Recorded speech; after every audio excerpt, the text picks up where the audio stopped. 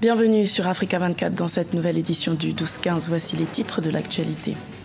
Le procès de l'ancien vice-président congolais Jean-Pierre Bemba se poursuit devant la Cour pénale internationale. Le procureur a requis 8 ans de prison à son encontre pour corruption de témoins. En Guinée, un vent d'incertitude a récemment soufflé sur l'accord politique du 12 octobre 2016.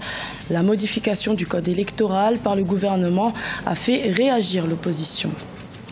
Au Mali, les femmes opératrices économiques de l'espace UEMOA sont à l'honneur. Une foire leur est consacrée pour rappeler le rôle prépondérant de la femme dans le développement économique de la sous-région. Mais tout d'abord, au Burkina Faso, 11 militaires ont perdu la vie ce vendredi 16 décembre aux environs de 5 heures du matin suite à une attaque menée par une quarantaine d'individus lourdement armés non identifiés à Nassumbu, au nord du pays, le nord du Burkina Faso qui est régulièrement la cible d'attaques terroristes depuis 2015. En octobre, 5 militaires avaient perdu la vie dans une attaque similaire.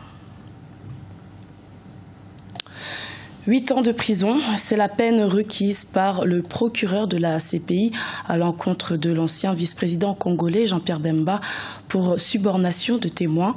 En octobre 2016, la Cour pénale internationale l'avait reconnu coupable de corruption de témoins. Maria Madramé. La saga judiciaire de Jean-Pierre Bemba se poursuit à La Haye, aux Pays-Bas. Après avoir été condamné à 18 ans de prison, le procureur de la Cour pénale internationale a requis 8 ans de prison pour Jean-Pierre Bemba.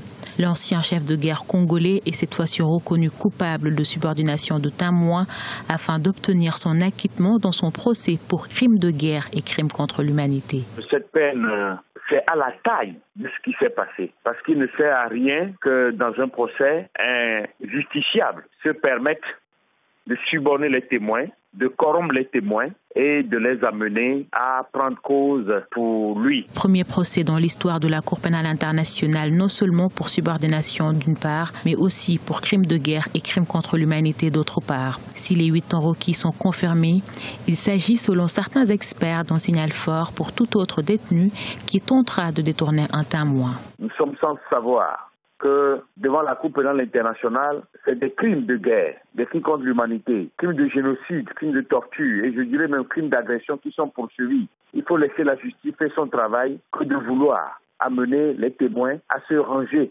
derrière soi. À partir de la décision qui sera rendue, que des gens soient dissuadés à vouloir détourner les témoins de la charge qui leur revient, qui est celle de dire la vérité, rien que la vérité. Condamné en juin 2016 à 18 ans de prison pour les délits commis par sa milice, le MLC, en Centrafrique, entre octobre 2002 et mars 2003. Fin septembre 2016, il avait interjeté appel de sa condamnation. Le bureau de la procureure, de son côté, n'a toujours pas répondu à cet appel. En Guinée, une polémique autour de l'accord politique du 12 octobre secoue la scène politique. Les partis de l'opposition reprochent au gouvernement d'avoir tenté de modifier cet accord portant sur le code électoral. Tout serait parti d'un document faisant office de projet de loi. Reportage d'Emmanuel Milimono, commenté par Birama Saonera. Léger moment d'inquiétude pour l'opposition après la soumission d'un projet de loi erroné à l'Assemblée nationale. Le gouvernement s'est rétracté et a rassuré les partis d'opposition qu'il s'agissait d'une erreur en ce qui concerne le projet de loi portant modification du code électoral à l'Assemblée nationale. Ce document qui ressort des accords politiques du 12 octobre 2016 consacre une révision du code électoral en vue de l'adapter au nouveau contexte d'organisation des élections municipales et locales. Le projet de code électoral qui a été transmis à l'Assemblée nationale par le gouvernement ne reflète pas les dispositions de l'accord en la matière. Nous avons dit donc que c'est extrêmement grave. C'est déjà une première violation par le gouvernement de ses propres engagements, parce que dans cet accord politique du 12 octobre, il est prévu des dispositions particulières pour l'organisation des communales, notamment pour la désignation des chefs de quartier du district. Cette erreur aurait pu coûter la stabilité relative qui règne actuellement dans le pays après la signature de ces accords par les différents camps politiques. Les conclusions obtenues lors de ces 5e tête-à-tête entre le pouvoir et l'opposition prévoient notamment des dispositions qui ne peuvent être appliquées qu'à la suite d'un vote du Parlement. Le projet de loi concerné aurait été vidé de son contenu selon les opposants. Mais au sein de la mouvance, on parle plutôt d'un faux débat. Le ministère de tutelle qui doit déposer s'est même exprimé pour dire que aucun document ne peut être à l'Assemblée sans que ce document ne puisse respecter l'esprit des conclusions issues du 5e dialogue. Donc, il faut que toutes les parties puissent se mettre d'accord. Nous sommes pour le respect scrupuleux des conclusions issues du 5e dialogue. Tout commence le 16 août 2016 lorsque l'opposition appelle à une manifestation dans les rues de la capitale. Une mobilisation qui va coûter la vie à un jeune Guinéen sur le chemin du retour. Les manifestants demandaient alors l'ouverture d'un dialogue et l'organisation d'élections locales.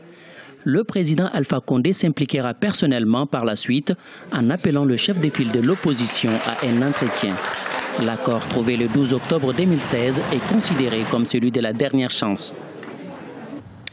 Toujours en Guinée, la Cour constitutionnelle fait face à des divisions internes.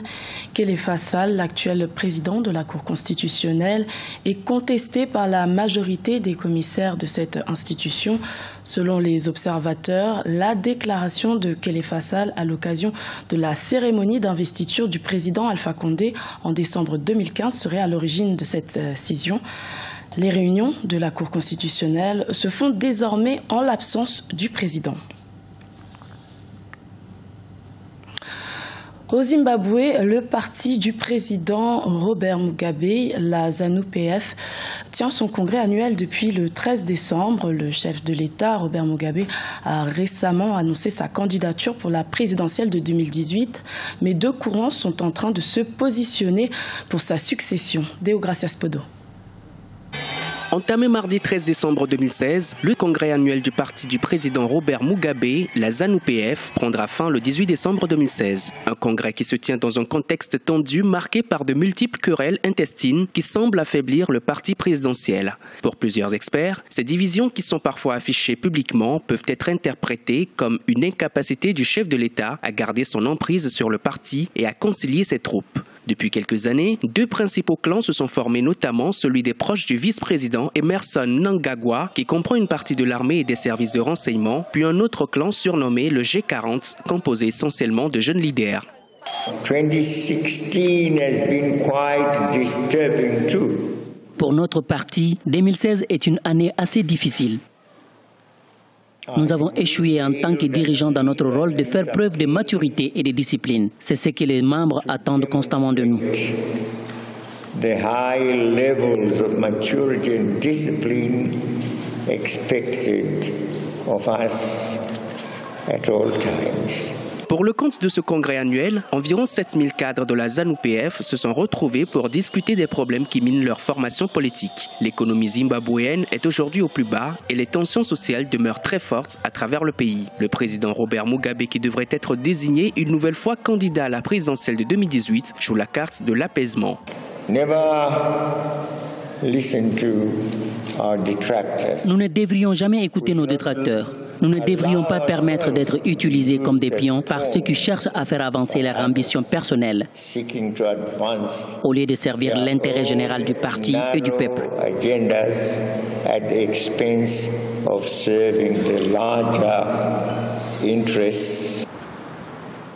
Parmi les nombreuses interrogations qui suscitent des tensions au sein de la formation politique, la question de la succession du président Robert Mugabe. Certains soupçonnent le leader zimbabwéen de vouloir positionner sa femme nommée récemment à la tête de la Ligue féminine du parti.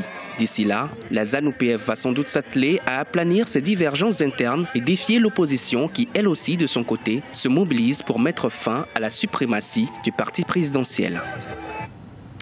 La capitale malienne Bamako abrite du 10 au 15 décembre la commémoration des 10 ans d'existence du réseau sous-régional des femmes opératrices économiques dans l'espace UEMOA, une manifestation marquée par la foire d'exposition des femmes issues des 8 pays de l'Union. Reportage de Mokhtar Bari commenté par Birama Soner. Au Mali, la ville de Bamako a abrité jusqu'au 15 décembre la deuxième foire régionale des femmes opératrices économiques de l'espace UEMOA. Elles sont venues des 8 pays de l'Union avec des produits locaux transformés. Ces femmes veulent venir en aide au secteur agroalimentaire ou encore artisanal. Cette édition de la foire marque les 10 ans du réseau. Dans le cadre de l'intégration, nous sommes 8 pays représentés donc dans ce réseau et il nous avait été recommandé formellement de pouvoir organiser chaque 2 ans une foire sous-régionale dans chaque État de l'UEMOA.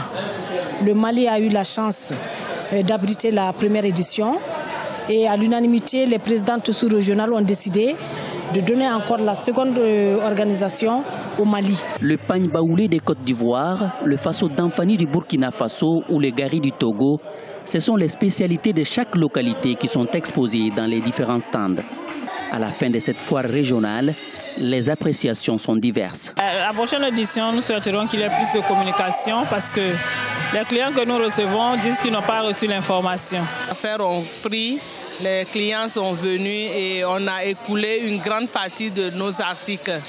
Car au Togo, nous sommes venus avec les thés de moringa, les gélules de moringa, les thés de bissap, les épices, le pagne, car vous savez que le Togo c'est le was. Nous sommes venus ici au Mali pour représenter le réseau Sénégal. La foire, ça va. Ça marche un peu, mais ça va, parce qu'il y a la connaissance et tout ça. À un mois du sommet France-Afrique, Bamako est devenu le pôle d'attraction de plusieurs rencontres féminines. Outre la foire sous-régionale des femmes de l'UEMOA, la ville abrite la rencontre des femmes entrepreneurs d'Afrique et de France.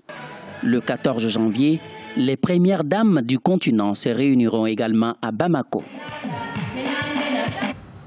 Ce journal a été réalisé par l'ensemble de la rédaction. Merci de votre fidélité. Retrouvez dans un instant une nouvelle édition de l'information sur Africa 24.